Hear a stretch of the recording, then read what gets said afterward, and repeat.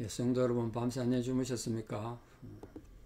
함께 찬양드리며 하나님 예배자로 나가겠습니다. 379장 예전 찬사 429장 내 갈 길 멀고 밤은 깊은데 찬양드립니다. 379장 예전 찬사 429장입니다.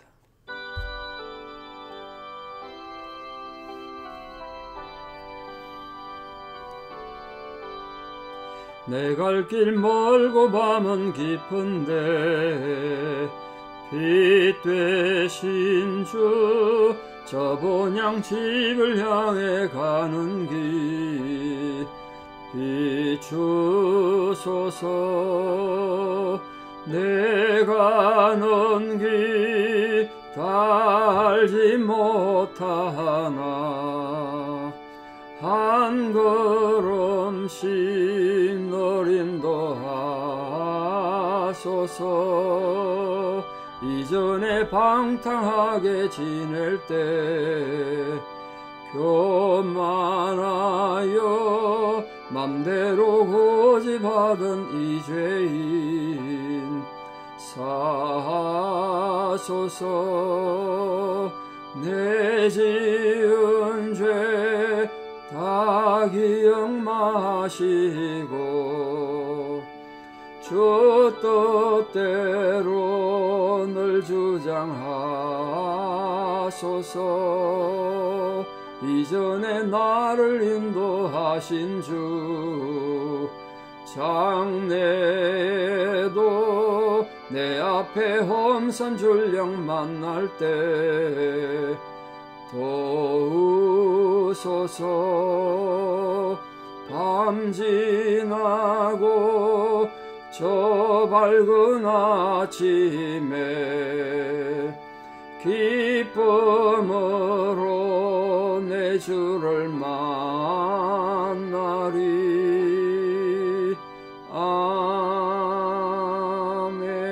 아멘. 신앙 고백 드리겠습니다. 나는 전능하신 아버지 하나님 천지의 창조주를 믿습니다. 나는 그의 유일하신 아들 우리 주 예수 그리스도를 믿습니다. 그는 성령으로 잉태되어 동정녀 마리아에게서 나시고 본디오 빌라도에게 고난을 받아 십자가에 못 박혀 죽으시고 장사된 지 사흘 만에 죽은 자 가운데서 다시 살아나셨으며 하늘에 오르시어 전능하신 아버지 하나님 우편에 앉아 계시다가 거기로부터 살아있는 자와 죽은 자를 심판하러 오십니다. 나는 성령을 믿으며 거룩한 공교회와 성도의 교제와 죄를 용서받는 것과 몸의 부활과 영생을 믿습니다. 아멘. 2023년 7월 28일 금요일 새벽 하나님 주신 말씀 사무엘상 2장 18절에서 26절입니다. 사무엘상 2장 18절에서 26절. 사무엘상 2장 18절부터 봉독에 올립니다. 사무엘은 어렸을 때 세마포 에봇을 입고 여호와 앞에서 섬겼더라. 그의 어머니가 매년 제사를 드리러 그의 남편과 함께 올라갈 때에 작은 겉옷을 지어다가 그에게 주었더니 엘리가 엘가나와 그의 아내에게 축복하여 이르되 여호와께서 이 여인으로 말미암아 네게 다른 후사를 주사 이가 여호와께 간과히 얻어 바친 아들을 대신하게 하시기를 원하노라 하였더니 그들이 자기 집으로 돌아가매 여호와께서 한나를 돌보시사 그로 하여금 임신하여 세 아들과 두 딸을 낳게 하였고 아이 사무엘은 여호와 앞에서 자라니라. 엘리가 매우 늙었더니 그의 아들들이 온 이스라엘에게 행한 모든 일과 회막문에서 수종들은 여인들과 동침하였음을 듣고 그들에게 이르되 너희가 어찌하여 이런 일을 하느냐. 내가 너희의 악행을 이 모든 백성에게서 듣노라. 내 아들들아 그리하지 말라. 내게 들리는 소문이 좋지 아니하니라. 너희가 여호와의 백성으로 범죄하게 하는도다. 사람이 사람에게 범죄하면 하나님이 심판하시려니와 만일 사람이 여호와께 범죄하면 누가 그를 위하여 간구하겠느냐 하되 그들이 자기 아버지의 말을 듣지 아니하였으니 이는 여호와께서 그들을 죽이기로 뜻하셨음이더라. 아이 사무엘이 점점 자라매 여호와의 사람들에게 은총을 더욱 받더라. 아멘. 예, 아이 사무엘이 자라서 회막에서 섬기는 그런 내용입니다. 오늘 말씀이 사무엘이 어린데 세마포 에봇을 입고 여호와를 섬겼다. 그 세마포 에봇은 제사장들이 하나님 섬길 때 성전에 섬길 때 입는 옷인데 아이한테 벌써 입혔다는 거예요. 근데 율법에 의하면 이 성전에서 사역하는 이 남자의 나이가, 사람의 나이가 몇 살인지 아십니까? 이스라엘 백성들이 군대에 갈 나이를 만 20세로 잡습니다. 20세. 20세쯤 되면 전쟁 나갈 수 있죠. 근데 제사장으로 섬긴 자들은 30세가 되게 했습니다. 그 군대 가는 나이에 10년을 더 붙였습니다. 그러니까 전쟁터 가서 싸우는 것보다 하나님 전에 와서 섬기는 게 더 세상 경험이 필요하고 지혜가 필요하고 성숙이 필요하다고 30세 돼야 섬기게 했어요. 근데 지금 어린 사무엘이 세마포 에봇을 입고 지금 성전에서 여호와를 섬겼다. 이건 가볍게 읽고 넘어갈 내용이 절대로 아니에요. 30세나 돼야 섬길 수 있는 일을 사무엘한테 맡긴 거, 어린 사무엘. 이거 분명히 어린 사무엘, 어렸을 때 된. 그러니까 이 이스라엘의 지금 영적 질서가 얼마나 문란하고 지금 하나님 율법을 얼마나 어겼는지 상징적으로 보여줍니다. 사무엘이 하나님 섬긴 건 귀한 일입니다만 그 자체가 가슴 아픈 일이죠.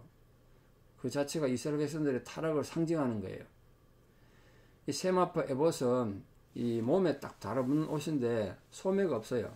소매가 없고요. 앞치마같이 엉덩이까지 내려오는 옷을 말합니다. 제사장만 원래 입었고 제사 집례할 때 입는 옷이었거든요. 근데 여기 어린 사무엘이 대제사장이 입는 이런 에봇은 분명히 아니었을 것 같고 성전에서 봉사할 때 입는 옷이었겠죠.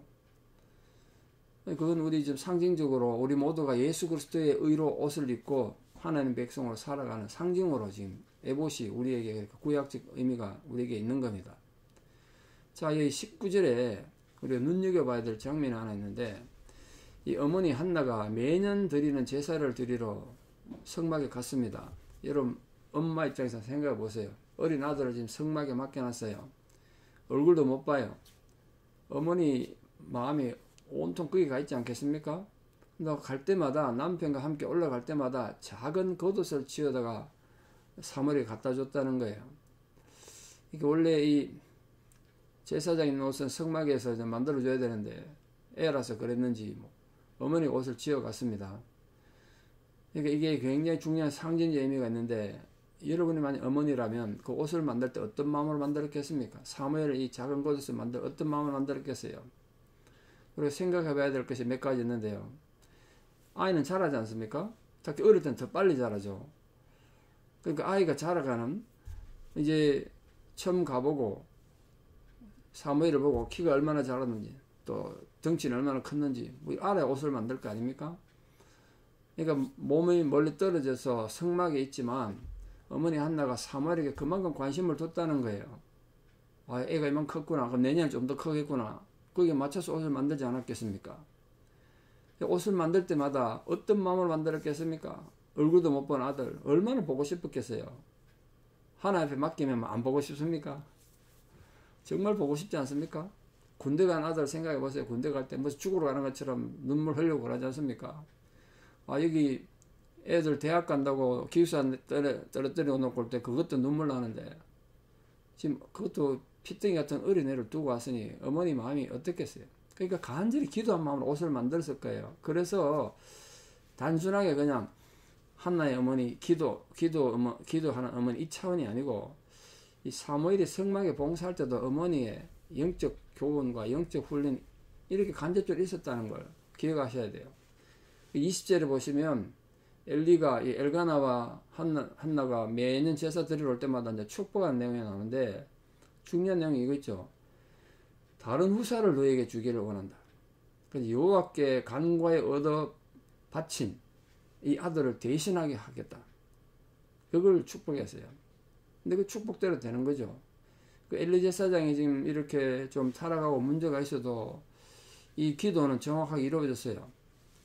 그러니까 뭐 그 사람이 문제가 있고 그렇다고 해서 그가 전하는 복음이 잘못된 거 아니잖아요. 사람이 잘못된 거지.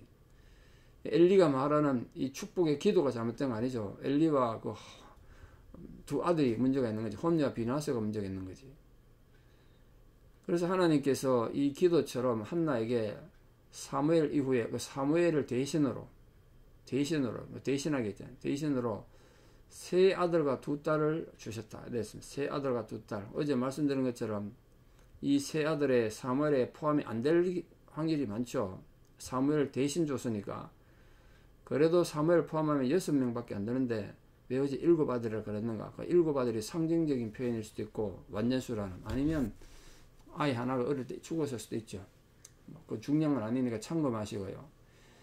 자, 이렇게 세 아들과 두 딸을 하나님께서 주신 건 한나의 열정적인 기도, 우리 때까지 보신 것처럼, 그리고 한나의 완벽한 순종, 그리고 하나님에 대한 올바른 제사, 그리고 예배죠, 예배, 그리고 가족에 대한 헌신, 뭐 이런 것들의 모범을, 그 귀한 헌신을 하나님께서 귀하게 여기신 거예요. 그러니까 응답하신 거죠.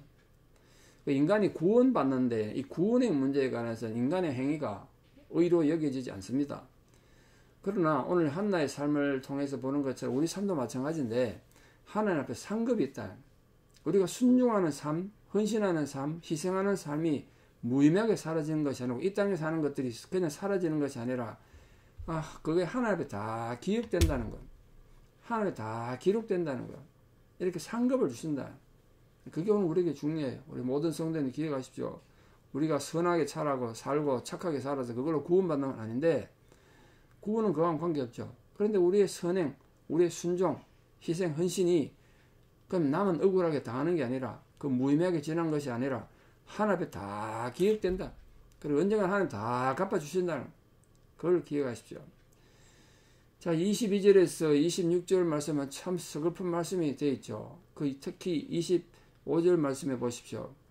이 홈리와 비나스에 대해서 하나님 뭐라고 생각했다고요? 하나님 작정하실 때 죽이기로 작정하실 때 죽이기로 뜻하셨다는 거예요. 무섭지 않습니까? 하나님이 그들을 죽이기로 작정하면 뭐 그 인생 끝나는 거 아니겠습니까?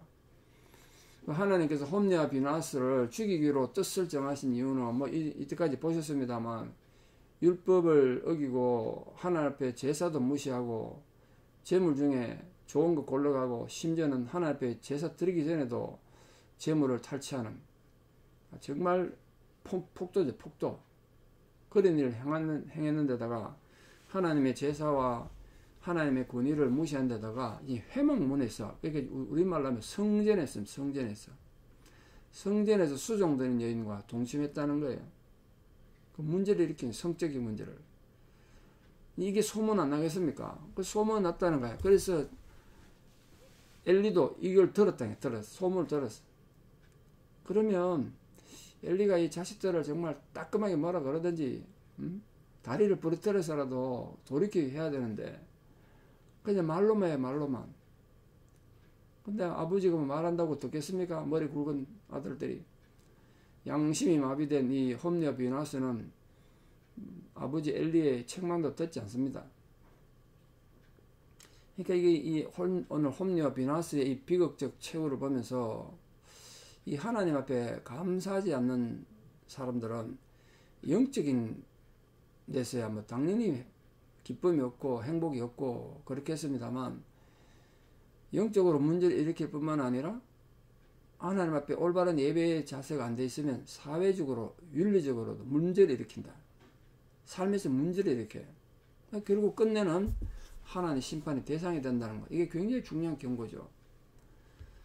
우리 누가 봐도 엘리의 이 두 아들의 행한 죄악은 정말 하나님이 징계하시고 저주를 내리셔도 마땅하다는 생각 들지 않습니까? 그에 비해서 극적으로 다른 26절 말씀 보십시오. 아이 사무엘이 점점 자라며 여호와와 사람들에게 은총을 더욱 받더라. 은총을 더욱 받더라. 참 달라도 어떻게 이렇게 다른지.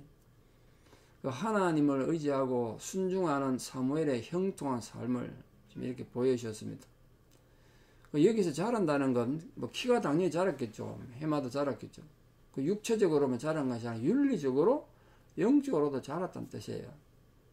그렇게 자라간 거예요. 판단력도 딱 자라가고 하나님에 대한 이해도 깊어지고 이래 갔다는 거예요. 더욱이 우리가 간과할 수 없는 건, 이 사무엘이 이 장교직 책임을 성실히 수행했지 않습니까? 그 하나님 앞에 섬기면서, 어릴 때부터 하나님을 섬기다가 거기서 영적인 인격도 자라요.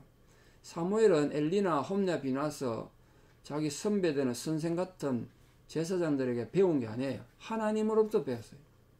어릴 때부터 하나님의 성경도 하나님이 직접 배웠다고. 하나님이 사무엘을 직접 가르치시고 훈련하셨어요. 이 말은 사무엘이 지금까지 하나님 은혜를 받아 살아온 것처럼 이 은혜가 앞으로 계속될 거라는 거예요. 사무엘에게. 이유는 사무엘이 하나님과 친밀하게 교제하고 있었기 때문에. 이 거의 비슷한 말이 아이 사무엘이 점점 자라며 여호와와 사람들에게 은총을 주고받더라. 이 비슷한 말이 신약 성경에도 나와요. 누구한테 나온지 압니까? 예수님에게 나옵니다. 예수님, 아기 예수. 누가 보면 2장 52절을 보면 예수님에 대해서 이렇게 설명하고 있죠. 예수는 그 지혜와 그 키가 자라가며 하나님과 사람에게 더 사랑스러워 가시더라. 그러니까 이 신앙이 정말 자라가는 사람은 하나님에게도 인정받고 사람들에게도 사랑스러운 사람이 된다는 거예요. 우리 성도님 여러분, 사람이 믿으면 좋은데 성격이 괴팍해. 이거 문제가 있는 거예요. 하나님에게도 사랑스럽지만 사람들에게서 인정을 받아야 돼요. 여러분 모든 인격들이 하나님과 사람에게 인정받고 사랑스러워지는 복된 성도들 다 되시기를 진심으로 축복합니다. 기도드리겠습니다. 참 좋으신 아버지 하나님 은혜를 감사합니다. 오늘도 우리에게 이렇게 귀한 하루 생명 주시고 주님 앞에 예배자로 부르신 은혜를 감사드립니다. 오늘도 주신 이 귀한 말씀을 통하여 한나가 어떤 마음으로 사무엘을 하여 겉옷을 지었을지 우리가 묵상해 봅니다. 그렇게 기도로 헌신하고 묵상하며 어머니의 그 기도의 열매, 신앙의 열매로 인하여 어린 사무엘은 키가 자라며 지혜가 자라고 하나님과 사람들에게 인정받는 그런 귀한 주의 일꾼으로 준비되어 갔습니다. 우리 오늘도 이 사무엘의 귀한 영적 성장에 대해서 배우고 우리들의 헌신과 신앙의 고백과 예배의 자세가 또한 하나님 앞에 상달되기를 바랍니다. 오늘 홈리와 비나서 두 사람의 이 타락과 악행을 통하여 하나님께서 그들을 죽이기로 뜻을 정하셨다는 무서운 경고를 듣습니다. 행여나 우리들이 그런 홈리와 비나서 같이 하나님의 이 죽이고자 하는 뜻을 정하는 그런 대상은 되지 않도록 주여, 인간은 연약하고 어리석습니다. 우리 마음이 늘 겸손하고 진실되어 결코 하나님 저주의 길에 들어서는 일이 없도록 깨닫게 하시고 또 우리 마음을 낮추게 하시고 올바른 예배의 정신을 회복하게 하여 하나님을 바르게 예배하는 복된 성도들 다 되게 도와주시옵소서. 이제는 우리 주 예수 그리스도의 은혜와 하나님 아버지의 만극하신 사랑과 성령님의 위로 교통 역사하심이 오늘도 하나님 앞에 온 마음과 전심으로 희생하고 헌신함으로 그 귀한 칭찬과 귀한 상급의 열매를 받기를 소망하는 사랑하는 성도님들의 신앙의 고백 위에 또 우리 사랑하는 모든 자녀들 삶 위에 이제부터 영원토록 함께 하시옵기를 간절히 축원하옵나이다. 아멘. 오늘 하루도 복되게 사시고 또 내일 토요일입니다. 교회 오셔서 예배드리고 교회를 돌보겠습니다. 감사합니다.